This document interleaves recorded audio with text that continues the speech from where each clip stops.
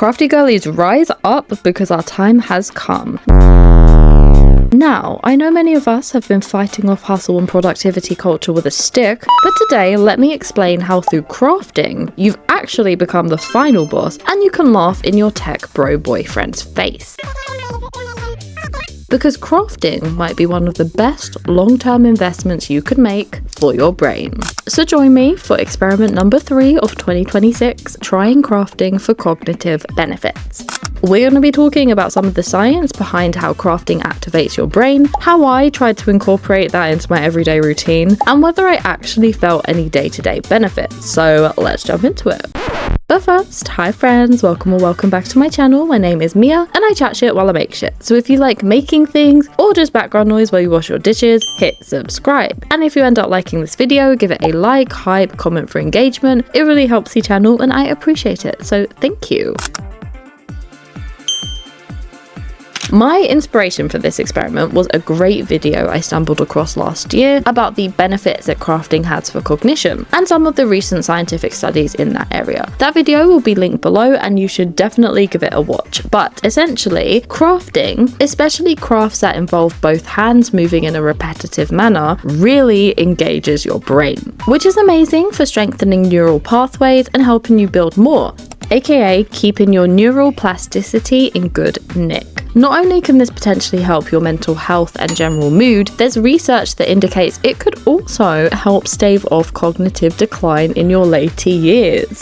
Now, of course, I am simply a crow girly with a microphone, and the only STEM I work in is tending my garden, and she's looking a bit sad right now. So don't take my word for it, let's pull some quotes from these smart people. The American Academy of Neurology published an article named "Can Arts, Crafts and Computer Use Preserve Your Memory?", where they shared the findings of a study done by the Mayo Clinic Study of Aging. Here's the results from that.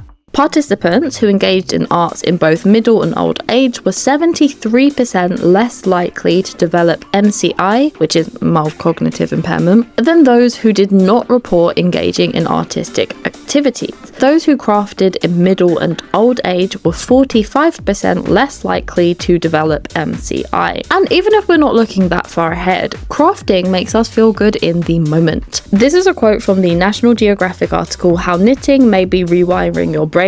And besties, please bear with me because there's a lot of words where I'm like, I'm gonna give it my best shot, but I do not know if I'm pronouncing these correctly. So, a 2024 study in Frontiers in Behavioral Neuroscience supports this outlook, demonstrating how creative endeavors activate the brain's dopaminergic reward network, particularly in areas deeply involved in pleasure, motivation, and mood. But unlike the dopamine spikes triggered by scrolling or sugar, knitting provides a slower, steadier reward. From what I've read, while any crafting is beneficial, it seems like there are distinctly different benefits you get from different learning stages. So when you're competent at a craft, you're able to access the flow state. And there's actually a really interesting article on Drexel University's news website where they did a neuroimaging study on jazz musicians while they were accessing the creative flow state. And to quote, "The findings reveal the creative flow state involves 2 key factors: extensive experience, which leads to a network of brain areas specialized for generating the desired type of ideas, plus the release of control, letting go, to allow this network to work with little or no conscious supervision." Whereas when you're learning a new craft, you are challenging your brain and developing new pathways, all that good stuff. A passage that sums this up perfectly is actually from that National Geographic article again.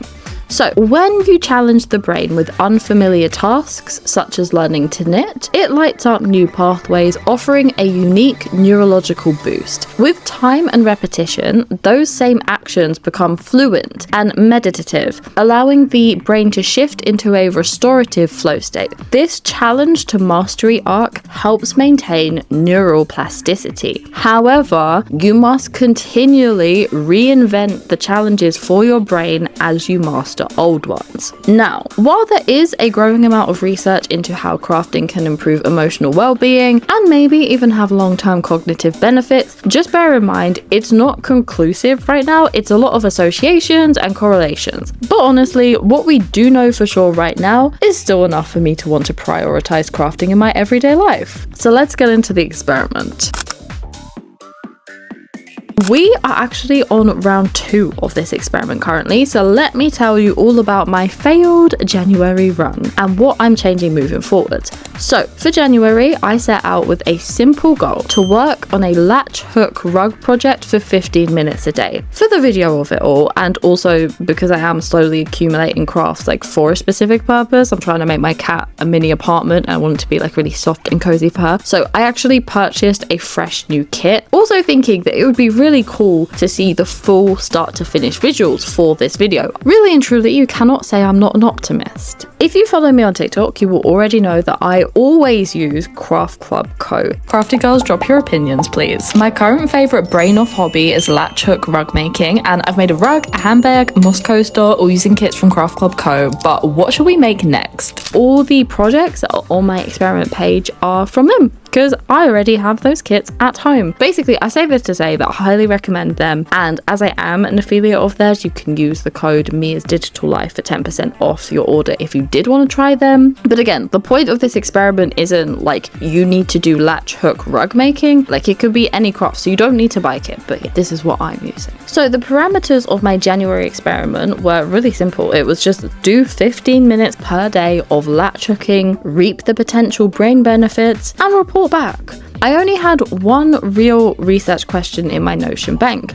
Do I feel any different? Am I more focused, have better clarity, etc.? Okay, so here's how it went. There are only 3 notes I left during this experiment. Week 1, really enjoying this. I have found myself looking forward to my 15 minutes of silence throughout the day rather than forcing it in last minute, which is what I thought would happen. I've also found myself going back to do it untimed throughout the day as a mental reset or break. Week 2, easy to skip. I'm able to keep consistent, but not daily, especially not daily I'm out of the house. I reckon I'll just try to do it first thing in the morning. And then there's a note on the 31st of January, and all it says is, okay, well, that totally flopped. Yeah, the habit side of things, I completely fell off. 15 minutes a day doesn't sound like much, and it's not, especially on days where I'm already at home, but it was the first thing to drop when I got busy. And once you miss a day, the streak is broken, okay? You might as well miss 2. However, the cognitive benefit side of things, that I would actually consider a success. Because I've done latch hooking projects before, and latch hooking is incredibly easy, it's one simple knot for the whole thing, it's a very automatic brain off activity for me,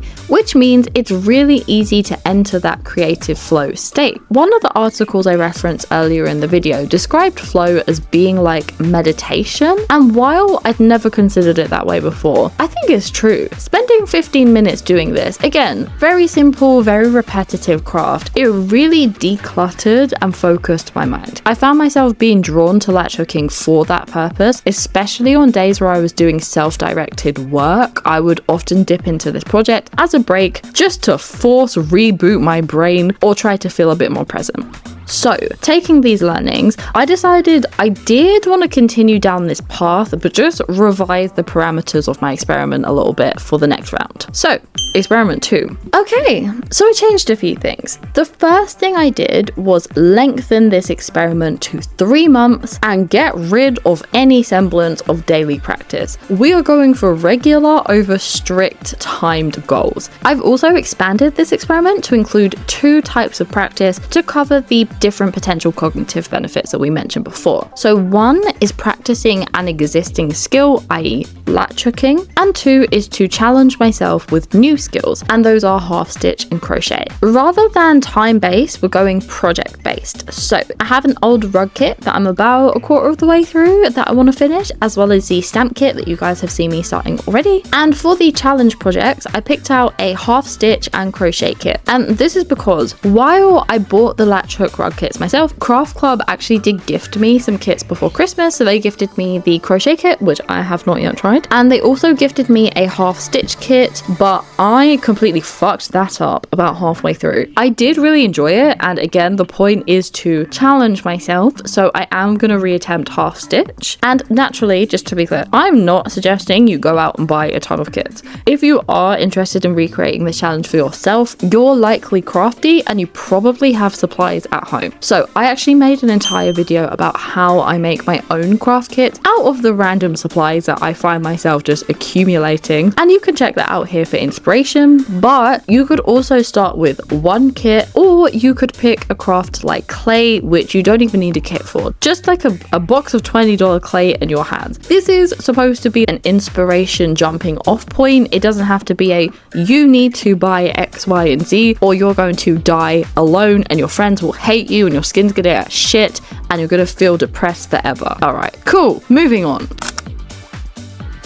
Obviously, I can't give you any conclusions for this experiment yet because, well, we've just started our second round of it, but I'm very excited to give it a crack and see how it goes, and I will check in with you in a few months. If you've made it this far, thank you for hanging out with me as always, and if you're like, girl, you keep talking about experiments, please, sir, a crumb of context, check out this playlist, which explains why 2026 is my year of experiments and some of the experiments that we have tried so far. Okay, bye!